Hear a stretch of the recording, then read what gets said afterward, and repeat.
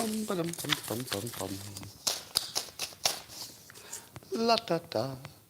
Well, good morning, everybody.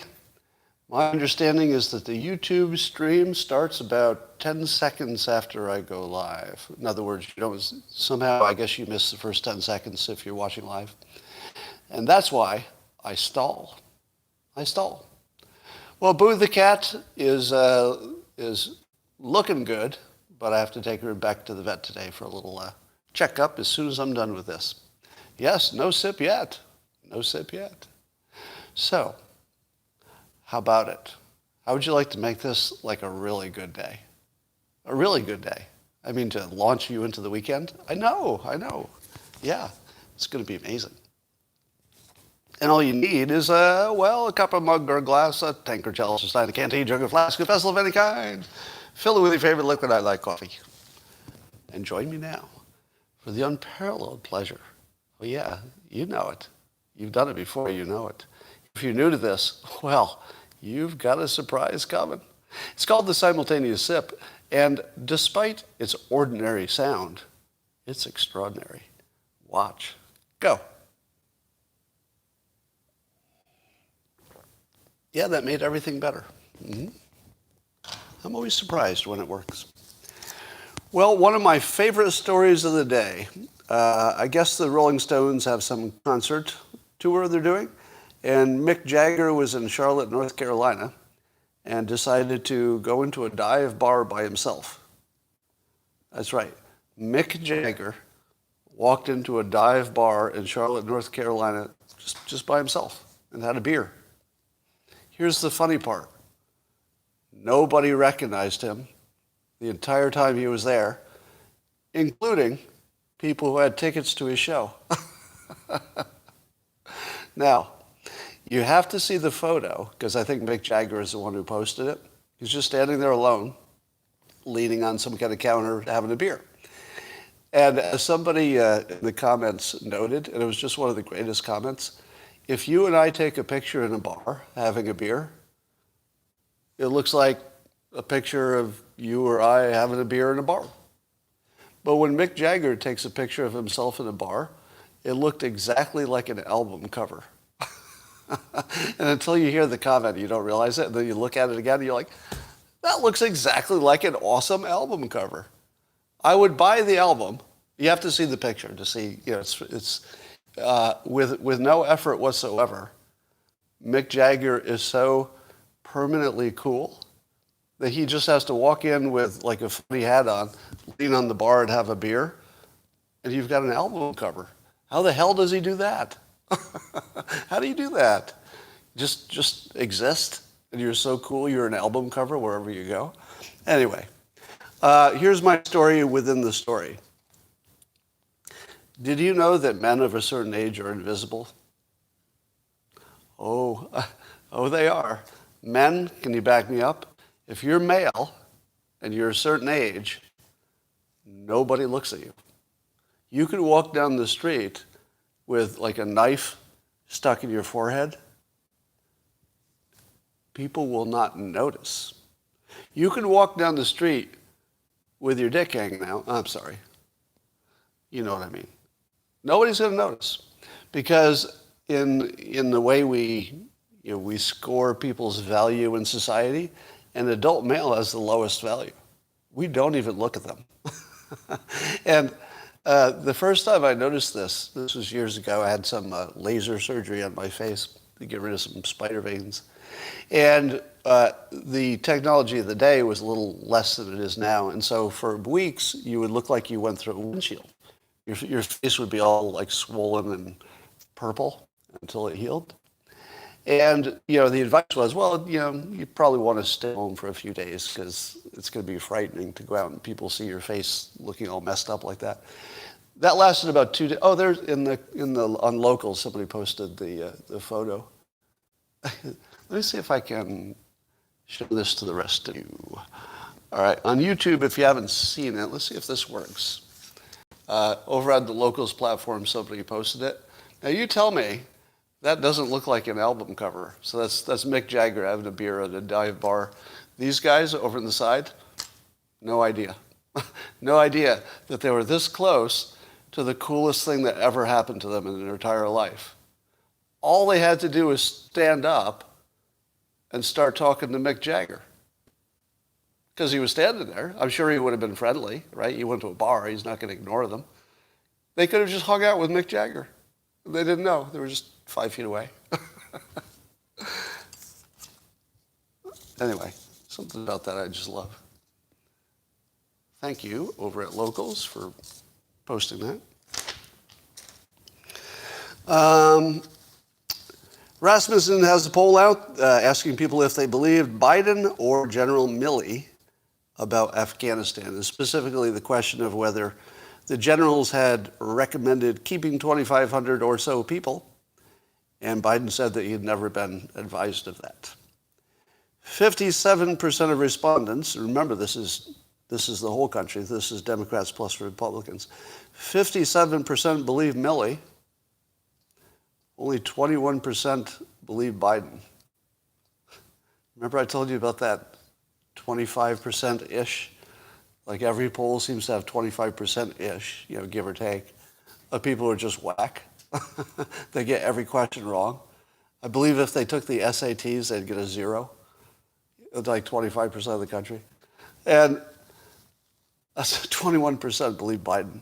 How the hell do you believe Biden in that case? All the generals were on the same side. It would be the easiest thing to fact check in the world. In the world, it would be the easiest thing you could ever fact check. And 21% probably all Democrats. Like, oh yeah, I believe Biden. All right. So speaking of Biden and his approval, CNN is ringing the alarm. There's an Iowa poll. So this is just for Iowa, but Biden's approval has reached an historic low, 31%. Apparently that's lower than Obama or Trump ever got. So Biden is breaking records for low approval. And, even CNN is saying, we have a problem here. Do you realize that Biden getting elected could end up being the best thing that ever happened to Republicans? Because I don't think you could ever get to a point where Republicans controlled everything until you had a Biden. Am I wrong? Until you have a Biden, the country isn't going to really appreciate what the other side is offering, especially Trump. And correct me if I'm wrong, but isn't almost everything worse than under Trump? I mean, you could argue about the pandemic, but that was going to happen the way it happened, no matter who was president. It feels like everything's worse, a little bit. I don't know. Stock market's, relatively up, but that's not how you measure things. All right. I'd like to give a compliment to somebody that I would not normally compliment. And I tell you that I like to do this as a system. I always tell you have a goal, have a system, not a goal. Well, if your goal was to be unbiased, you don't have a way to do it. So just having a goal doesn't give you enough.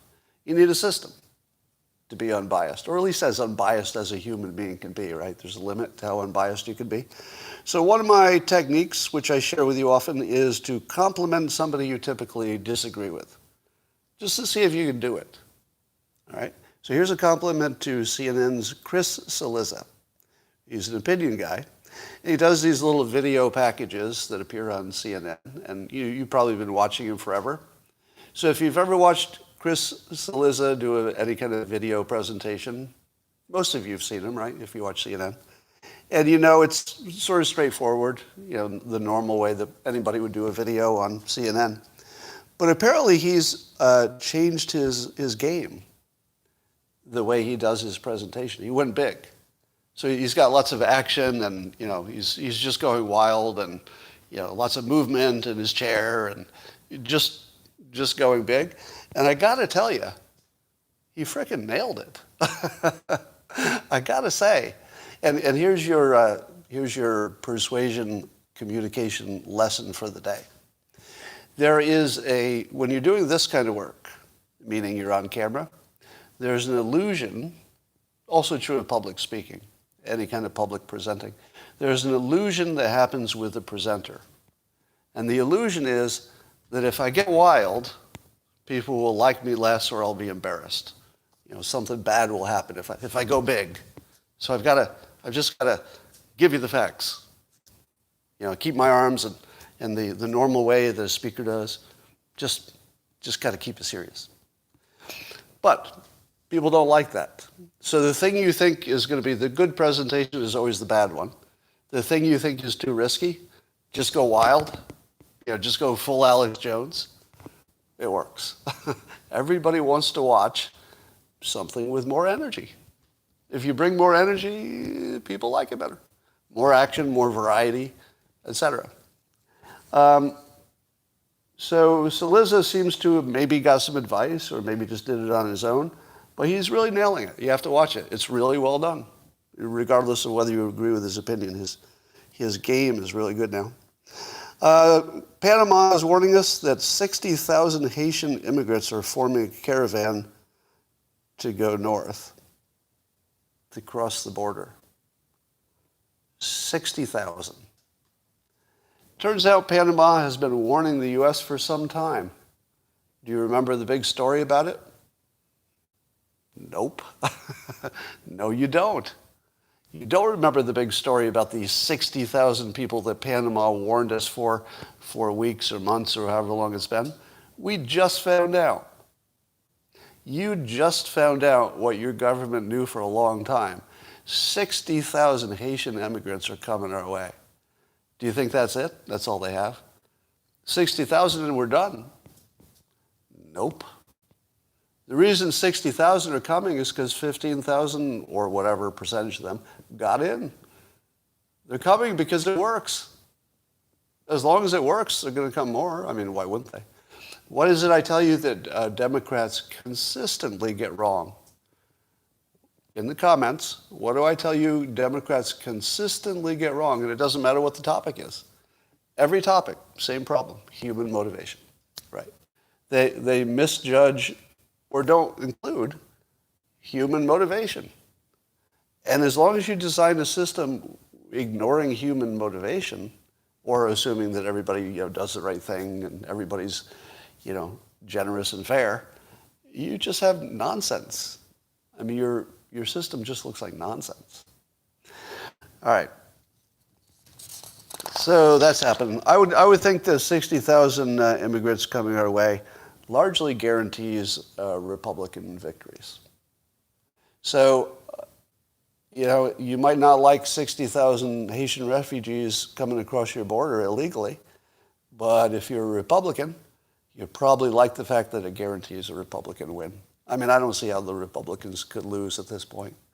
I mean, I could be wrong, right? I don't like to speak in certainties, but in terms of where it's heading, it looks like it's heading toward just a blowout. We'll see. Yeah, and in the comments, I'm seeing that the mail-in voting might negate that effect, possibly. Well, I need some confirmation of whether this is true, but I saw a video, Mark Schneider was tweeting it, that showed Trump supporters and Black Lives Matter people marching together against vaccine mandates in New York City. I'm a little questioning whether the video is real. I see some people saying it's true. I think I'm a little bit skeptical because it didn't have like a source on it that I saw. Yeah, well, if that happens, maybe it's the beginning of the black public wanting to actually win for a change. Let me speak to the black public directly for a moment. I know there are a number of black Americans who are watching this. And wouldn't you like to win? Wouldn't you like to get everything you want? Because you know you can have it. It's like right there for you. Just work with the Republicans. Just do it honestly. I mean, it's hard to do, right? Historically, you got some tension there. But if you think the Republicans don't want to work with Black Lives Matter, you're so wrong. They just want to work on the things that you have common interest in. One of the common interests is better schools, get rid of the teachers' unions. But there are others. There are others. If the black Americans want to win, just join the team that can help you. Do you think the Republicans don't want that? They do want that. They do want to do something that's really useful to the black community because it helps them. It's good for getting elected. Why wouldn't they like that? They also like Americans. Surprise. Surprise. Republicans like Americans. And if Americans, happen to be, God-fearing, well, that's a bonus. And if they happen to respect the Constitution and think that working for a living is a good idea, you're all good. You're all good, right? If you're black, you would be amazed how little your color matters to a Republican. You really would. Now, does it matter in a social way? Is it, on the front of their mind? Yeah, probably, because we're all conscious of racial stuff. But in terms of decisions and choices they make and hiring decisions and anything else, policy, yeah, they care that you're an American. They care that you love the Constitution, love the country. If you do all that stuff, you're good with the Republicans every time. Monica Lewinsky has some new controversy. Turns out there's a woman who claims that Monica Lewinsky slept with her husband before she even slept with Clinton. And now, I have a question for you. If this is true, and it sounds credible, you have to be skeptical of anything these days, but it sounds credible. If she, in fact, ruined 2 marriages by sleeping with 2 different husbands, shouldn't the story be about what a piece of shit she is? Like, why are we treating her as the victim? Is that sexist? I get that there's a gigantic, power differential because, especially with the president. But apparently, this other husband that she was sleeping with wasn't the president. So it wasn't just that. Monica appears to not be too concerned about breaking up marriages. I think we have to reassess what we think of Monica Lewinsky. Is she, and by the way, I like her. I like Monica Lewinsky. I follow her on Twitter and stuff. I think she's a wonderful personality. And I do think that, she was young and she got herself in some bad situation. But I don't think you can give her a pass for breaking up 2 marriages or, ruining them essentially, because they're never the same after that. I don't know. I feel like we should judge her more harshly and not see her as the victim exactly. She's a little bit of a victim, I give you that, because of the power differential, that's real. But she was also an adult. She was also an adult. She had a little bit of responsibility there, and I don't think she did it. All right. Some cool housing options that are coming online. I think you're going to see a whole bunch more of this. I've mentioned these before, but they're growing, so it's more of a thing. So in Denver, there are 455 units of co-living space. So basically, they're taking the college dorm model and just improving it, so it's not as basic as a college dorm, but it gives you the advantages of the social life. You're surrounded by people in similar situations, and you might have a roommate, but you've got common facilities where you'll meet each other, etc. I feel like housing needs to solve 2 problems, not 1. And historically, housing has solved 1 problem. Housing, right? The only problem that housing ever solved was you got a place to live. But there's a second problem, and I want to see in the comments some confirmation. Loneliness. The ability to just meet people that you can, have a relationship with as friends and neighbors. And I feel as though we need options such that the housing solves your social life at the same time, at least gives you social interaction in a natural way, and solves that at the same time as it solves housing. There's no reason it couldn't. In fact, it should. I would argue it's the biggest problem. Now, when people were universally, or seemingly universally getting married and having families, much less important, because your family is that, that social thing, and then the kids have friends, and then the parents of the kids become your friends and everything. So if you have a family, you're already in good shape, probably, because you meet people just automatically having a family. But for the single people, of which there are more and more of them, they're going to need something that isn't Tinder. Because Tinder doesn't work except for the top 2% of guys. All the other guys don't have a chance. But if they're meeting people in a natural setting, well, they have a chance too. So this is a big deal that I think will just get bigger and bigger. And then there's an intergenerational housing option in which I think the deal is that they find like a senior citizen who might need a little help, and they pair them with a young person, say a college student, who just needs a cheap place to stay. And it's actually a good combination. Making sure that the old person has, somebody there to call 911 or, lift heavy objects, and the young person gets a nice house to live in that would be better than they could afford. It's a pretty good deal. We'll see more of that too. Well, there's another women's soccer coach fired for sexual misbehavior, allegedly. Let me ask you this. You've got a women's team. Let's say it's gymnastics. Let's say it's volleyball. Let's say it's women's soccer. What kind of people are going to be on those teams? Young females who are in unusually good physical shape. Do you think you should ever have a male coach or a male doctor in that situation? I mean, I'm not the Taliban, right? And I don't think you should necessarily limit people's employment by their gender. That's a problem. Yeah, well, some of them are lesbians, but I don't think that's not the biggest variable here. Here's my question. You don't want to be the Taliban, but why the hell do you think it's a good idea to put a normal heterosexual male in a situation where all day long he deals with attractive young women? There's no way in the world this doesn't get you in trouble. But again, you don't want to be the Taliban and say, oh, we can't have the genders mixing or anything. But this is crazy. It's crazy to have men in these positions. Am I wrong? Maybe there's a legal reason where you just have to do it because you can't discriminate or something. And I realize that, women are coaching male teams now, but that's different, right? Isn't that different? Because you don't have the power imbalance problem. I say, yes, you're wrong, a little wrong. I would acknowledge I'm a little wrong because there's no clean right answer, right?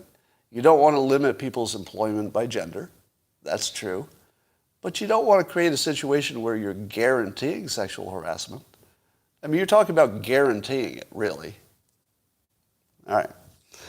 Well, I'd look into that. Here's a feel-good story. There were some burglars who broke into a home in Coweta County in Georgia.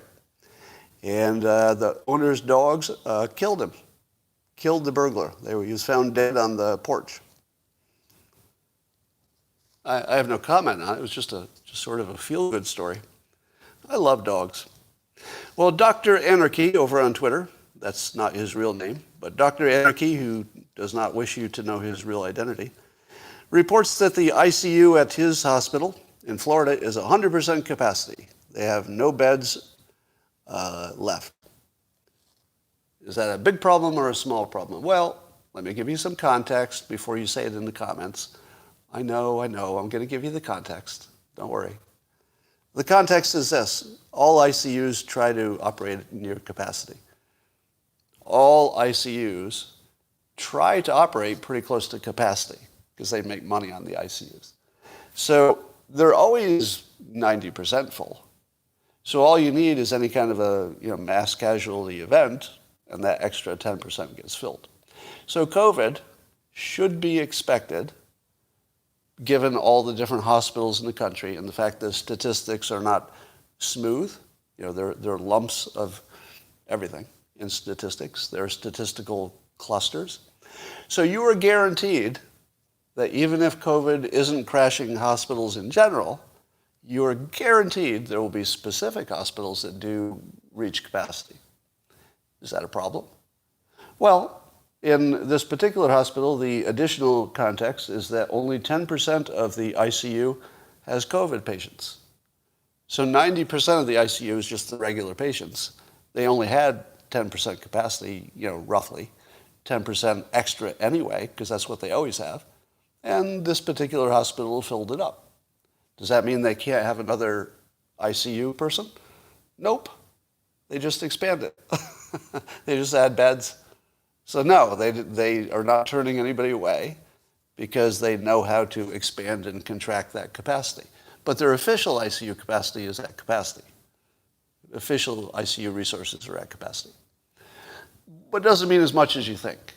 So probably it's not the problem that it sounds like when you first hear it, but it's, we should know about it.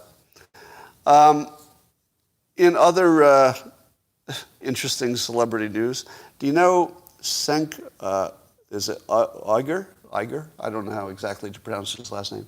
But you probably know Cenk. He's got a show, The Young Turks. He identifies with the left. And I guess he went after Joe Rogan on the vaccination question. And somebody dared him to say this to Joe Rogan's face. And then that turned into Cenk saying in public, at least on Twitter, Cenk believes that he could beat Joe Rogan in a fight if it came to that. Now, take a look at Cenk Uygur. And I apologize if I'm pronouncing his name right. I never do that intentionally, by the way. I would never intentionally disrespect somebody by pronouncing their name wrong. But there it is. I probably did. And is there anybody here who thinks that Cenk could beat Joe Rogan in a fight? Cenk says he's a big guy and he's been fighting since, he's been fighting all his life, so he knows how to fight. But he's not exactly trained in the martial arts, as far as we know. So, first of all, Joe Rogan would never fight him. I don't think there's any chance that would happen. But, yeah, Joe Rogan's like highly trained and ripped. He can lift a school bus and he could tear a person apart with, one hand. But Senk thinks he has a chance. Now, it would be easy to dunk on Senk for this opinion that seems crazy to the rest of us, but I'm not going to do that. I'm going to give you like a surprise twist. I actually like the fact that Senk said in public he thinks he could take Joe Rogan. The reason I like it, not because it's true. I mean, I think it's silly, and just ridiculous. But I love the fact that he said it. Because, if Trump had said something like this and brought a lot of attention to himself, I would have been praising him. Because part of his job is bringing attention, right? And if it worked, hey, it worked. Senk's job is like that too. Part of his job is marketing his own product. And if he got us all to look at this and nobody got punched, home run. Home run. So I'm going to give Senk an A+ for marketing. I don't know how well he fights, but he's a marketing mofo. This is really good. So good job, Senk. Nice marketing. But don't take a punch. Don't throw a punch at Joe Biden. Or, I'm sorry, at Joe Rogan. Don't punch Joe Biden either. But don't punch Joe Rogan. I don't think that'll work out for you. Alex Jones lost a pretty big legal case, it looks like. So the Sandy Hook thing, you all know, he believed the Sandy Hook school shooting. At one point, he made a claim that maybe they were actors or something, and that it didn't really happen. Well, he got sued, and apparently it's going to cost him a lot of money if this stands. And he was found legally responsible in 2 lawsuits for damages caused by his claims, to which I ask, what exactly were the damages? Was it that the parents and the survivors got a lot of grief from other people? Was that what it is? Was that the damages? Or was it emotional damage? I have mixed feelings about this. On one hand, people do need legal recourse when people say crazy things that affect them in public. You probably need some kind of legal, option there. But this feels like a violation of free speech. If we accept that Alex Jones was wrong, wasn't it also an opinion? He's not exactly a news source, is he? Isn't he an opinion person? And if it was his opinion, looking at the facts, that this looked like a hoax, but he was terribly, terribly wrong, do you get sued for being wrong? Like, how do you lose a case just because you were wrong? And by the way, he's admitted he was wrong. Later he admitted. So if you've even admitted you were wrong, how do you lose that case? I don't know if I want to live in this country where you can lose on an opinion because somebody was injured by your opinion. That's like a standard I don't know if we want to keep. So that's a big old red flag on freedom of speech, I'd say. Well, if you haven't seen the video going around today of Rand Paul talking to HHS head Xavier Becerra, or is the C hard? Is it a hard C, Becerra, or is it's Becerra? Somebody tell me the pronunciation of that. Becerra or Becerra? Anybody? All right, somebody will tell me. Becerra, I'm hearing. Seems right. I'm going to go with Becerra. So Rand Paul is talking to him about apparently Health and Human Services is part of the government that says you need a vaccination as opposed to proving that you have antibodies because you got infected already. Now, as you know, Rand Paul has had COVID, and he says his antibodies are better than people who are vaccinated. And apparently there's a large study he referenced that would agree. And you have to watch Rand Paul dissect this guy on live TV. It is one of the best, live performances, if I can call it that you'll ever see. Now, here's what makes it brutal. Not only is Rand Paul, he has medical credentials, right? But the guy he's talking to doesn't. I guess he's a lawyer or something by training. So, first of all, Rand Paul is, he's not, listen, here's the best way to say it.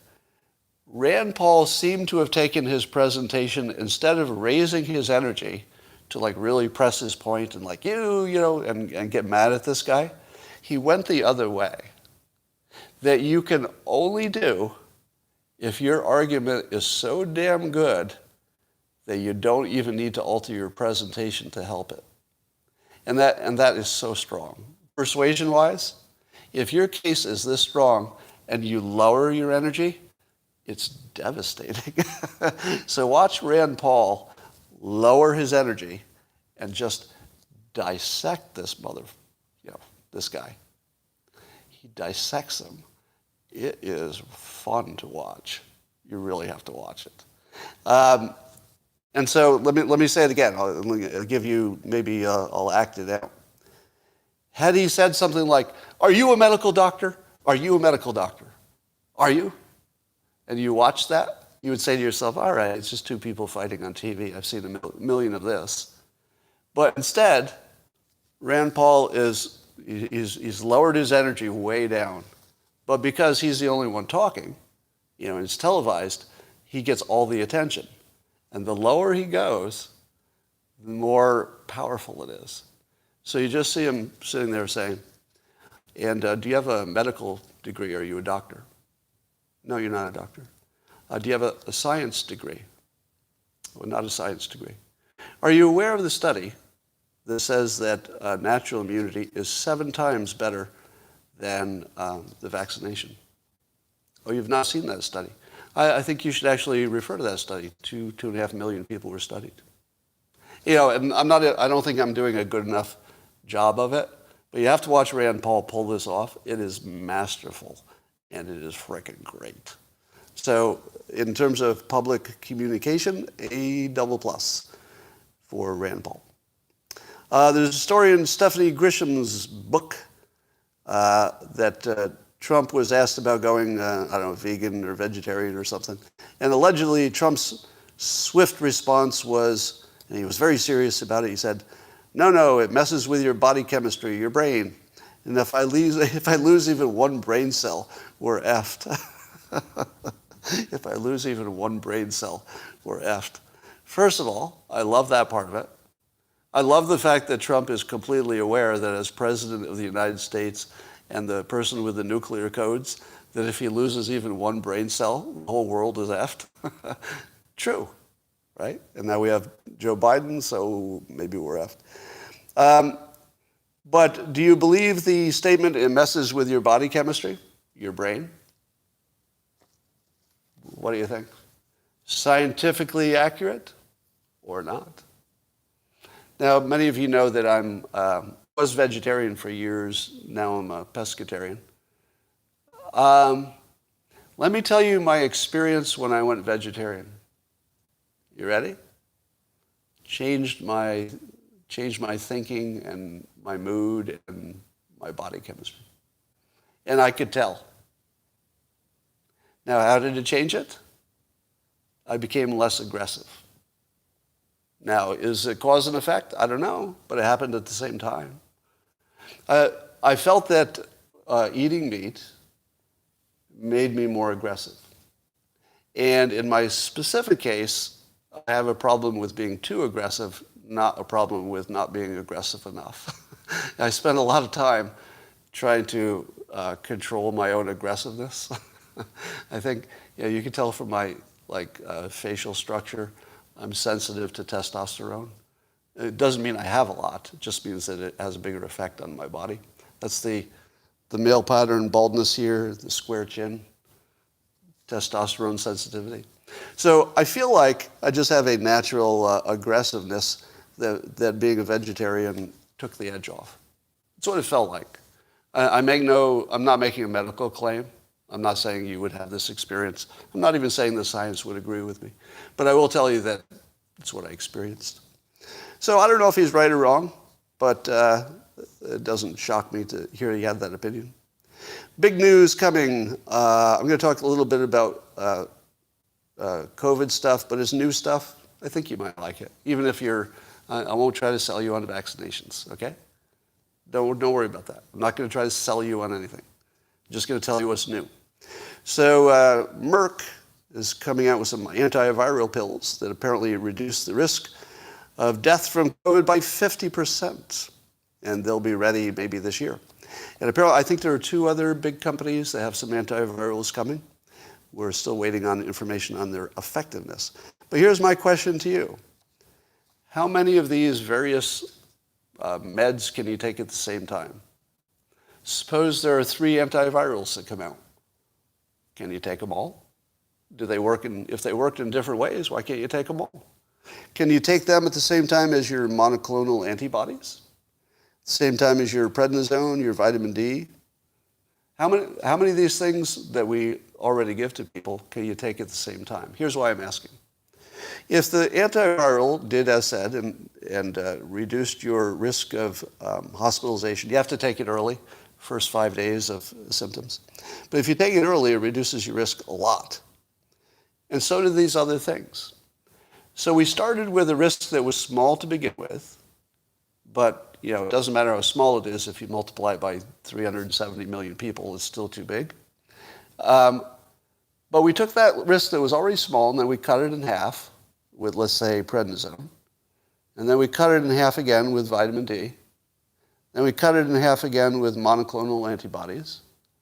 And then we cut it in half again with antivirals. Am I doing the math right? Aren't we done?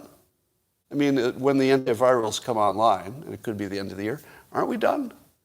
Because how many times can you take a small risk and cut it in half before you're done? I realize there's a Zeno's paradox happening here, and you can never get to zero if you're only cutting it in half every time. But I beat you to it. I knew that Zeno's paradox was coming. I beat you to the comment, only because there's a delay on YouTube. It depends on how many overlapping mechanisms, right? Exactly. If the antivirals use the same mechanism, can they all be patented? Here's a question for you. Can you patent drugs that are developed at the same time that use the same mechanism to do their work? If one was not copying the other, they just came out about the same time? Does the first one get the patent and the rest of them can't market? How does that work? I have questions. But I feel like we're going to be through with this. Oh, we have some news that a senior al-Qaeda leader was killed by an American drone strike in Syria. Do you believe that? A senior al-Qaeda leader was killed in a drone strike. No civilians were killed. Who believes that that really happened? Not me. Not me. Now, it's not impossible that it happened, but let's just look at the timing, shall we? Because, correct me if I'm wrong, didn't the American military need a palate cleanser with the drone strikes? Because you know they want to do more drone strikes, obviously. It's a good weapon. But they've got that bad one on their permanent record, you know, the civilians they killed by accident. They needed a clean drone strike really soon, didn't they? So that you would start thinking good about drones again. You know, you'd have your average of good ones to bad ones would be better. What are the chances that an unverifiable attack on a leader, an al-Qaeda leader, would happen just about now? I'm sorry. This timing, no. I feel as if this al-Qaeda leader might have been not so much of a leader as maybe somebody in the group. And maybe there were people who got killed that weren't just al-Qaeda. I'm not going to believe anything about this story. Doesn't mean it's untrue. I'm not telling you it's fake. I'm saying that credibility is different than true or false. I say this a lot, but I have to keep saying it. When you say something's not credible, doesn't mean it's false. It just means that the source can't be believed. So this is coming a credible source for drone strike information. We know that, right? And we know that. Yeah, 2 on the nose, exactly. I'm seeing that comment. 2 on the nose. Little too perfect. Yeah.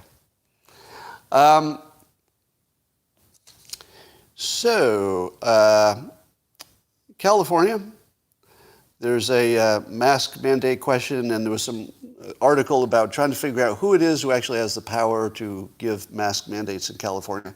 I guess it's a little murky, like what part of the government can even tell you to do that. But I'm not too interested in that part of the story. I'm interested in this part of the story. I keep seeing online that the American public believes that the government has control over how long you wear masks.